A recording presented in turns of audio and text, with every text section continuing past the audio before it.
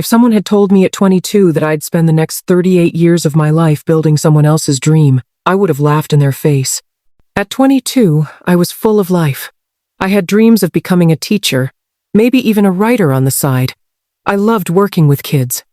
I had applied to 2 universities for a master's program and even got accepted into one.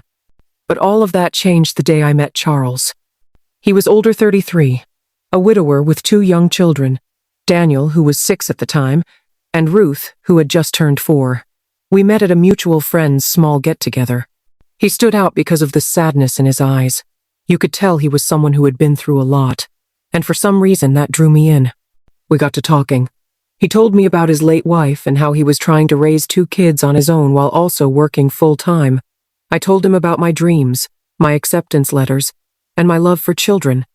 He listened, really listened, and when we talked, I felt seen. A few weeks turned into months. We started dating. He was gentle, respectful, and always thankful. He'd say things like, "I don't know what I'd do without you," or, "You're the first woman who's made me feel like I can breathe again." It felt good to be needed. At that point in my life, I thought that was love being needed. So when he proposed after 9 months, I said yes. I told myself I'd continue my education later once the kids were older. I thought I could balance it all. Be a wife, a stepmother, and still chase my dreams. But life has a way of shifting your priorities before you even realize what's happening. We got married in a small ceremony with just a few friends and family. I moved into his home. The kids were shy around me at first, which was understandable. I knew I wasn't their mother, and I never tried to replace her. I just wanted to be someone they could feel safe with. The early days of our marriage were busy. I spent most of my time cooking, cleaning, and driving the kids around. I helped Daniel with his homework and sat by Ruth's bed when she had nightmares. I was fully invested in this new family. Charles went to work, and I stayed home to take care of everything else. That was the arrangement. He never forced me to quit school, I did it willingly. At the time, it felt like the right thing to do. But in the back of my mind, I always thought, maybe next year. Next year never came. 2 years into our marriage, I brought up the idea of having a baby. Charles hesitated. "We already have our hands full," he said. But I wanted a child, not to prove any, just to experience it for myself, to carry life, to look into a baby's eyes and see a reflection of myself. We tried. And we tried. For nearly 4 years. Each month that passed, I waited for a positive test. Each month I was met with disappointment. I visited doctors, took medications, drank teas friends swore by, and even went on strict fertility diets. Eventually we got tested. The results hit me hard. My chances of conceiving naturally were extremely low. My ovaries were not producing eggs consistently. One doctor even said I might have had early onset ovarian failure. Charles was quiet when we got the news. I cried that night, thinking he'd comfort me. But instead he said, "We already have 2 kids. It's okay." He moved on. I didn't. I grieved quietly. No one ever saw that part of me. I kept waking up early, packing school lunches, smiling at school drop-offs, and planning birthday parties. But every time I looked at mothers holding newborns, a piece of me ached. Time passed without me realizing. One day, I looked up, and Ruth was 20. Daniel was almost 22. It hit me like a truck. Where did the years go? My dreams had faded into grocery lists. My plans were buried under laundry piles. By then, I had stopped thinking about school. Writing had become something I did in secret when everyone was asleep. I kept a journal hidden in my nightstand where I scribbled down ideas, reflections, and poems I'd never show anyone. Charles had changed too. He no longer said thank you. He stopped opening the door for me. We didn't talk like we used to. Most of our conversations were about the kids, bills, or errands. Intimacy? That died quietly somewhere between year 5 and year 7. I brought it up once. "Do you still find me attractive?" He shrugged. "You've let yourself go a bit, but that's normal. It happens in marriage." I smiled, but inside, I felt something tear. The years blurred. I turned 44 and realized I had become invisible in my own home. The kids barely spoke to me. Charles stopped complimenting me. I cooked dinners that went untouched, gave up hobbies I loved, and received nothing in return but silence and sighs. That was around the time Charles started changing. He began staying out late, claiming he had meetings or work emergencies. Sometimes he wouldn't come home at all. When he was home, he was glued to his phone, smiling at messages and chuckling softly like a man in love. He never shared what he was laughing at, and I stopped asking. Something deep inside me knew. Then one day, I found a jewelry store receipt in his trouser pocket while doing laundry. A gold necklace with a custom engraving. But I never received a necklace. It wasn't for me. My heart sank, but I didn't say a word. I kept the receipt and hid it in my journal. A week later, I made a decision. I followed Charles after work. I waited for hours in my car, parked across the street from his office. Around 8 p.m., I saw him walk out and drive off. I followed from a distance. Eventually, he pulled into the driveway of a house I didn't recognize. The porch light was on. A few minutes later, a woman came out to greet him. She looked to be in her late 30s, and she was visibly pregnant. Charles stepped out of the car, walked up to her, and kissed her on the lips. They went inside together. In that moment, my world collapsed. The man I had given my youth to sacrificed my dreams for was building a new family right in front of me, and I was nothing more than a maid, a housekeeper. I drove home in silence, walked into the house like nothing had happened, but when I reached my room, I fell to the floor and sobbed until I couldn't breathe. I regretted everything, every decision, every sacrifice, every ignored warning. Now I understood why my mother had begged me not to marry Charles. I wanted to leave that night. I wanted to pack my things and disappear, but something in me said, wait, don't make a rash decision. So I stayed, pretended, wiped my tears and played the part. Grace and Marcus' children had become just like him. Rude, dismissive, and cold. They walked past me like I was invisible. They barely spoke unless they had a complaint. They saw me as nothing more than a housekeeper, and I kept counting the days because deep down I knew. My days in that house were numbered. I cried on the floor. Something inside me shifted. By my 45th birthday, I felt like a ghost in my own home. No one remembered it. I made my own cake. Charles had a late meeting. Ruth had a sleepover. Daniel was out with friends. I sat alone at the kitchen table, a lit candle flickering in front of me, and made a wish I never thought I'd make. I just want to feel like I matter again. I didn't even blow the candle out. I just stared at it until it melted down. People would ask, "So, what do you do?" I never knew how to answer that. I wanted to say, I sacrificed everything to raise 2 kids who don't even call me mom. I gave up school, career, identity, and self-worth to build a family that sees me as an obligation. But instead, I'd smile and say, I stay home. It sounded simple. It was anything but. One evening, Ruth came home from school. I had cooked her favorite meal, chicken Alfredo. She sat down, looked at her plate, and said, "Did we run out of Parmesan cheese again?" "No, thank you." No smile. Just a complaint. I said, "You could have called on your way home and I would have picked some up." She rolled her eyes. "It's not that deep. Don't get emotional about it." I stared at her for a moment, speechless. Then I excused myself, went into the bathroom and cried behind a locked door. Not because of the cheese, but because that was the day I realized something awful. They were becoming like their father, and I had helped raise them that way. Later that night, while cleaning out the hallway closet, I found a box of old letters. My mother had written me a few weeks before she died, and one of them had been sealed and marked, "For when you feel lost." I had never opened it. With trembling hands, I broke the seal. "My sweet girl, if you're reading this, it means life has worn you down.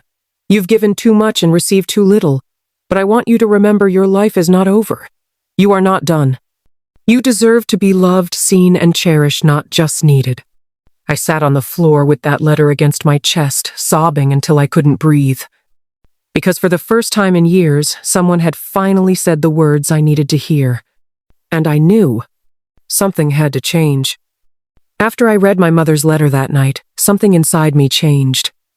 Not a loud change, not the kind that makes you slam doors or scream at the top of your lungs. It was quiet. But it was deep. I started watching things more closely. I started noticing all the little ways I had become invisible in my own home, all the disrespect from the kids. One day, I tried to talk to Grace about some of the friends she had started spending time with. I wasn't harsh, I just wanted to guide her, like any mother would. But before I could finish my sentence, she snapped. She looked me dead in the eye and said, "You're not my mom. Who the hell are you to tell me who I can or can't hang out with?" I froze. The way she said it, the coldness in her voice, it cut straight through me. Then she turned and walked away without another word, like I was nothing, like I didn't deserve even a shred of respect. I stood there, shaken, heart pounding, realizing just how little I meant in that house. And the more I noticed, the more it hurt. I wasn't their biological mother. I knew that. But I tried. God knows I tried. I stayed home when they were sick. I taught them how to ride bikes. I took them to school, helped with homework, packed their lunches. I threw birthday parties with homemade decorations and baked cakes from scratch. I even handled their emotional breakdowns during puberty when Charles would just say, "Talk to your mother and walk away." But none of it mattered. Not to them. Not to him. One summer, Charles decided to take a trip to the lake house. It had belonged to his late wife's family, and they went there every year like a tradition. I packed everything: clothes, food, medicine, toiletries, towels. I made the lists. I did the shopping. When we arrived, Ruth said, "Remember how Mom used to make pancakes here in the mornings?" Charles smiled. Best pancakes I ever had. I sat there, holding the spatula, the same one I had used for the past 10 years to make pancakes for them every single weekend. They didn't even look at me. Later that night, Charles and the kids went through an old photo album. I walked in just as Charles said, "We were happier back then." I quietly walked back out. And I cried on the porch while the wind blew through my hair, pretending it was wiping away my shame. The thought that Charles was building another home with a mistress made me cry even more. I felt like I had been used. Then there came a moment. The moment that pushed me closer to the edge. It was a Sunday morning. I was in the kitchen, making lunch, when I overheard Charles and Ruth talking in the living room. "She's always around," Ruth said. "Doesn't she get tired of hovering?" "I think she's just bored," Charles replied. "She doesn't have much of a life. She's like part of the furniture." Ruth laughed. Charles chuckled. "Well, she's comfortable. I'll give her that." I froze. That was the moment I realized they didn't just take me for granted, they didn't see me at all. I was background noise. I was the unpaid maid, the babysitter that overstayed her welcome. Later that month, I asked Charles if we could talk about starting something for myself. Maybe a small home business. A chance to earn again, feel useful outside of the house. He frowned. "What for?" "I just feel like I need something for myself. I want to start living again." He laughed.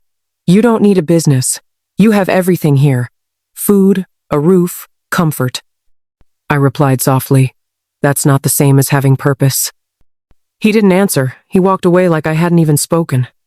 One evening, while cleaning Ruth's room, I found her diary left open on her bed. I shouldn't have read it, but I did.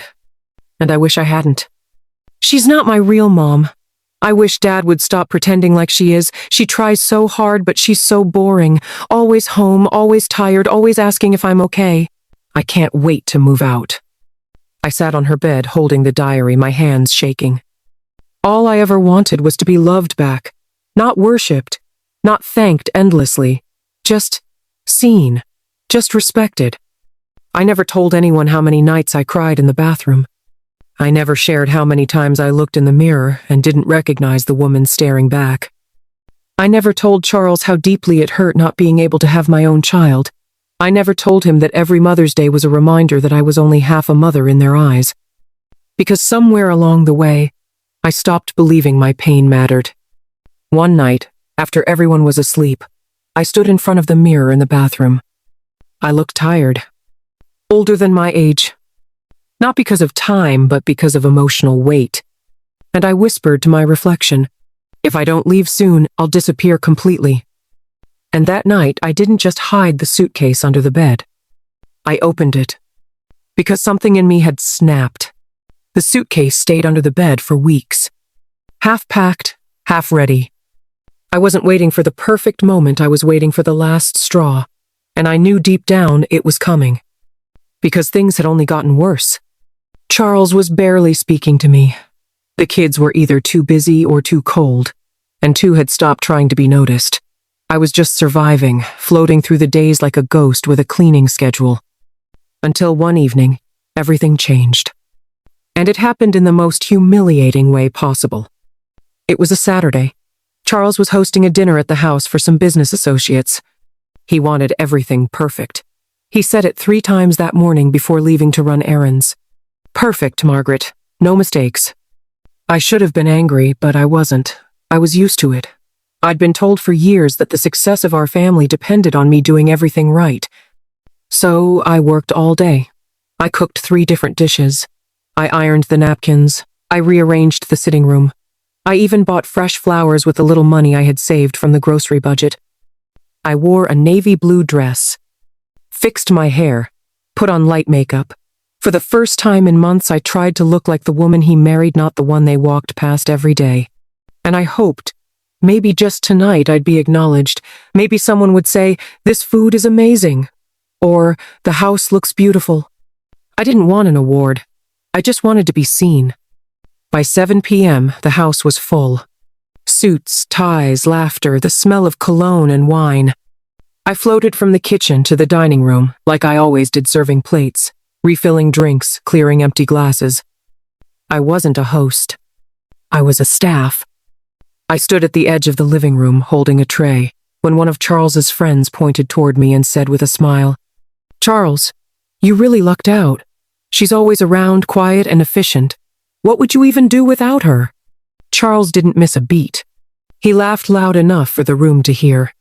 Then he said, "Oh, Margaret, please. She's not much. She's just there. Useless, really, but harmless." The tray slipped from my hands and hit the floor. One glass shattered. The room fell silent for a moment, and all eyes turned to me. I looked at him. He didn't apologize. He didn't even flinch. He gave me a slight shrug, like it was a joke, like I was overreacting. I bent down, picked up the broken glass, and walked away. I didn't say a word. I locked the bedroom door and sat on the floor. That word echoed in my head, useless. After everything. After the sleepless nights, the sacrifices, the loneliness, the years of being a mother to kids who didn't come from my body but lived in my heart, I was just useless. I cried until my face was swollen. I looked at the woman in the mirror, smeared mascara and red eyes, and I finally said out loud, "You can't stay here anymore." Later that night, when the guests were gone and the house was quiet, I walked downstairs. Charles was in the kitchen, finishing off a glass of wine. He looked at me like nothing had happened. "I cleaned up the mess you made," he said casually. I stared at him. "Is that what I am to you? A mess?" He sighed. "Come on, Margaret. Don't start. It was a joke." I stepped closer. "A joke? You called me useless, in front of people, after I spent my whole life making this house a home." He rolled his eyes. "You're too sensitive. You've always been this way." "No," I said. "I used to feel things. Now I just survive them." I finally spoke my truth. "You know what hurts?" I said.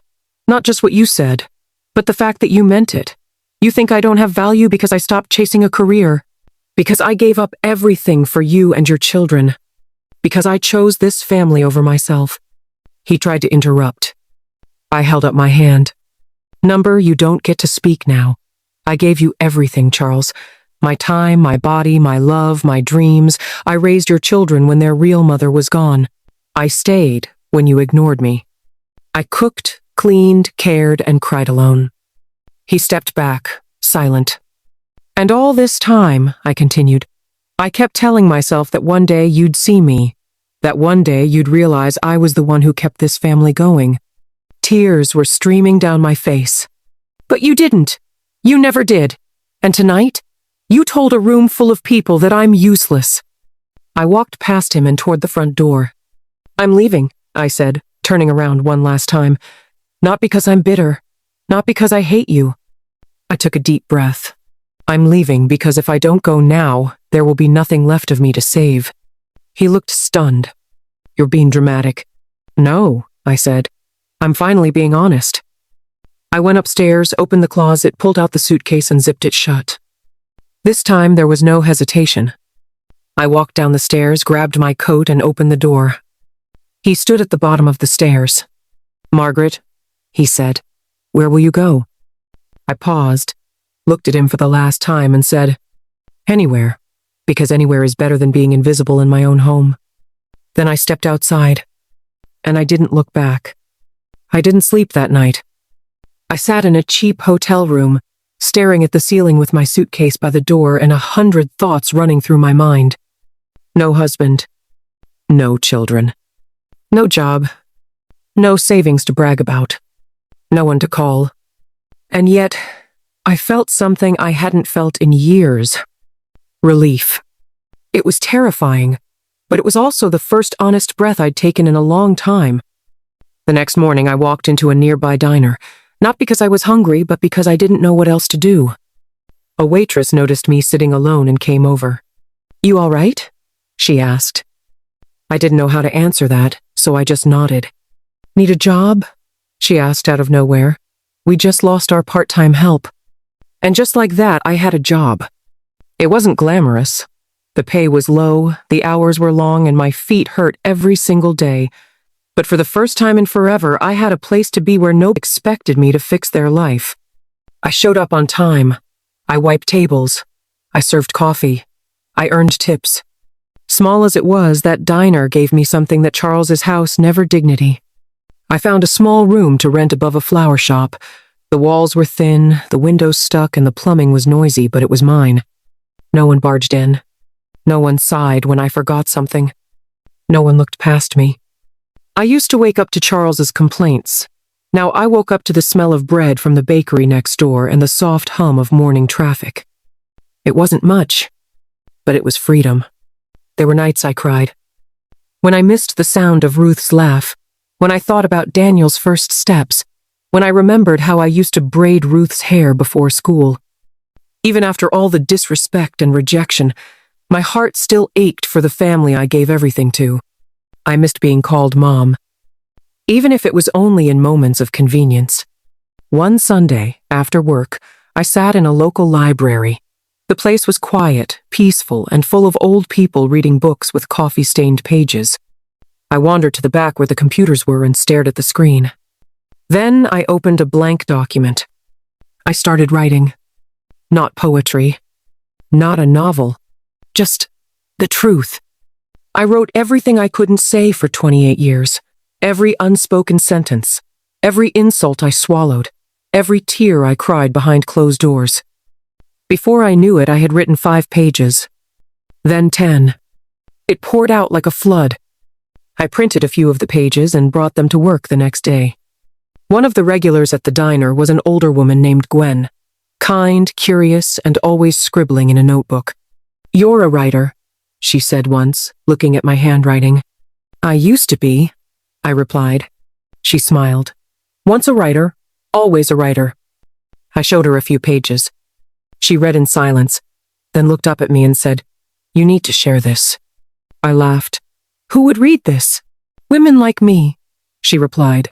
"Women like you. Women who've been forgotten." Gwen had a small blog. Nothing huge, but she asked if she could post my story there. I said yes.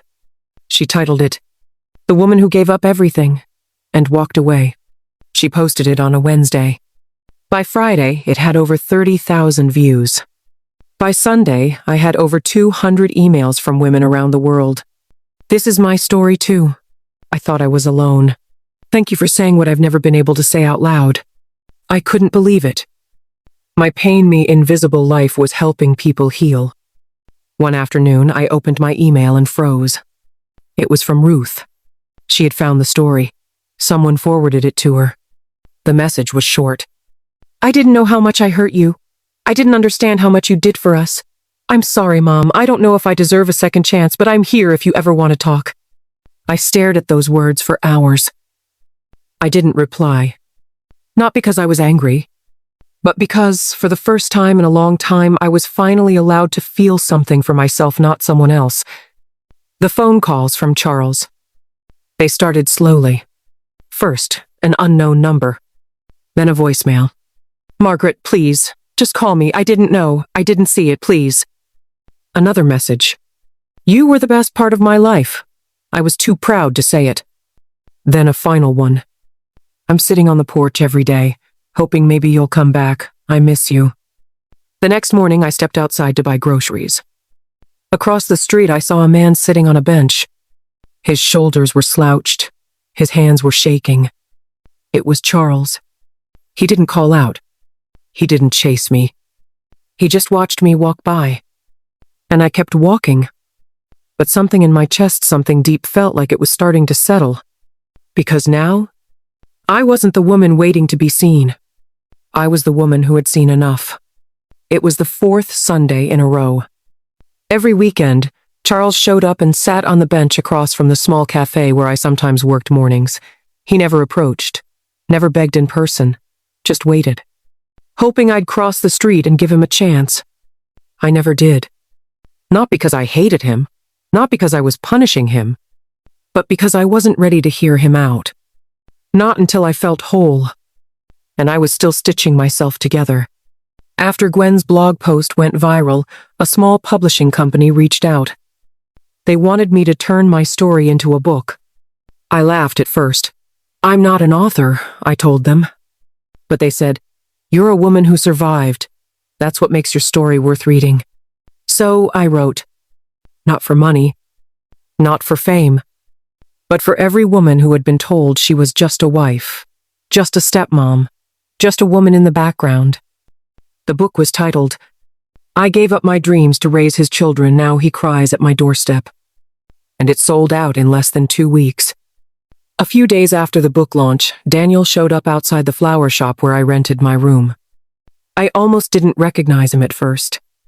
He looked nervous. Hi, he said. I didn't answer. He held up a copy of my book. I read it, twice. Still, I said nothing. Then he said something I never expected. I thought you were just there, always. Like you'd never leave. Like I didn't have to think about you because you'd always take care of everything. And I'm ashamed of how we treated you. I want to say sorry, but I also want you to know I see you now. I really do. For a second, I felt like crying, but I didn't. I simply said, that's a good start. Then I walked away. Not because I didn't forgive him, but because I was no longer begging to be heard. It was a Thursday morning when I heard the knock. Soft, hesitant. I opened the door and there he was, Charles holding a bouquet of white tulips in a small box. His eyes were swollen, like he hadn't slept in days. He didn't speak right away, just stood there. I didn't come to ask for you back, he finally said. I came to tell you what I should have said 20 years ago. I crossed my arms. Then say it. He took a deep breath. You were never useless. You were the glue, the heart, the soul of that home. I ignored you because I could. I used your kindness because it was easier than appreciating it. I watched the kids walk all over you and I said nothing. I was too proud to say thank you. Too weak to admit I didn't deserve you. He opened the box. Inside was my wedding ring and his. I take mine off every night. Not out of bitterness, out of guilt. It was my turn to speak. I looked him straight in the eye.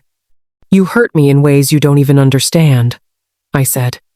You made me feel invisible. I grieved a child I never had while raising yours. I buried my dreams and my self-worth just to keep that house running, and you made me feel like that meant nothing. I know, he said. I hate myself for it. I wanted to be loved, Charles. Not tolerated. I wanted to be seen, not used. He didn't argue. And that's when I realized he had finally learned to listen. We sat on the porch that afternoon. No promises, no apologies that could fix the past. Just silence, honest silence. Before he left, he looked at me and asked, Is there a chance? I smiled genuinely for the first time in a long time. There's a chance that I'll keep moving forward, I said, and maybe you'll do the same. Then I stood up and closed the door. I walked to my desk, sat down, and picked up my pen. Outside, the sun was setting. Inside, I was rising. Sometimes the best thing you can do for yourself is to stop waiting to be chosen and start choosing yourself. Within a few short months of working with Gwen and writing for the small local blog, something inside me reignited. I started writing more. Not just essays, but stories. Real, raw stories about women like me. About women who gave too much, stayed too long, loved too hard, and then rose from it all. My voice, the one I had hidden for decades, was finally being heard. Before I knew it, my first book was published.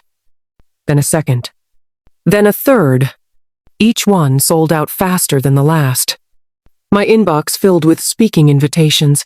I was interviewed on radio shows, invited to women's conferences, and one day, just before my third book dropped, I was asked to appear on a national morning show. As I stood on that stage, in front of a glowing screen with my name and face beside the word author, I looked into the camera and realized this was the life I had dreamed of but was told I didn't deserve. And now, I was living it. I bought a beautiful home just outside the city. A home that smelled of peace, that felt like hope. It had bookshelves in every room, wide open windows, and a front porch with 2 rocking chairs sewn for me, and one for no one in particular. I filled that home with warmth, soft music, and final myself. And Charles? He never stopped coming. Every Sunday, just like clockwork, he'd come to my new house, never rang the bell, just left a bouquet of fresh flowers at my doorstep. Sometimes a note. Still hoping, still sorry. He who once called me useless, now stood in awe of the woman I had become. The woman he couldn't see when she was in his house every day, doing everything for everyone. Now the whole world saw her. Now she was honored. To anyone listening to this, maybe you've felt forgotten. Maybe you've given so much that there's nothing left for yourself. Maybe you're still waiting to be appreciated by your partner, your family, your kids, your workplace. But let this be your reminder. You are not useless. You are not invisible. And your story is not over. Sometimes the best thing you can do is to stop waiting for someone else to see your worth and start becoming the person you were always meant to be.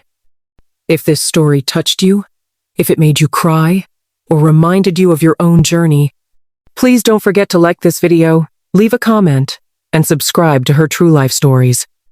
You're not alone here. We see you, we hear you, and your healing starts with being heard.